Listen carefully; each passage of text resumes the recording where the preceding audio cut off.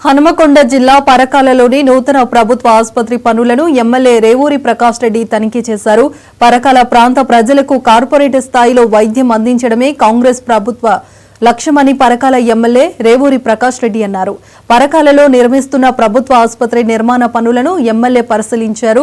గత ప్రభుత్వం శంకుస్థాపనలు ప్రచారాలకే పరిమితమైంది. కాంగ్రెస్ ప్రభుత్వం ఆసుపత్రి నిర్మాణ పనులను త్వరితగతిన పూర్తి చేసి ప్రజలకు అందుబాటులోకి తీసుకొస్తుందని ఎమ్మెల్యే రేవూరి చెప్పారు.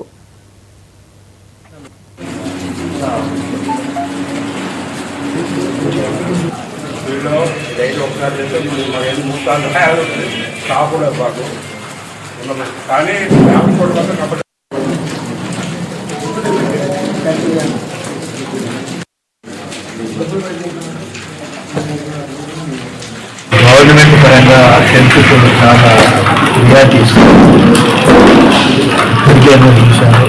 ఆరోగ్యశ్రీ అదేవిధంగా హాస్పిటల్స్ యొక్క సర్వీస్ క్వాలిటీ పెంచే దిశలో కూడా ప్రభుత్వం చాలా స్పష్టంగా ఉంది. ఉండేది వచ్చి ఏదైతే ఇప్పుడు హాస్పిటల్ బిల్డింగ్స్ మన ప్రకారం చూస్తే 2022 ఆగస్టులో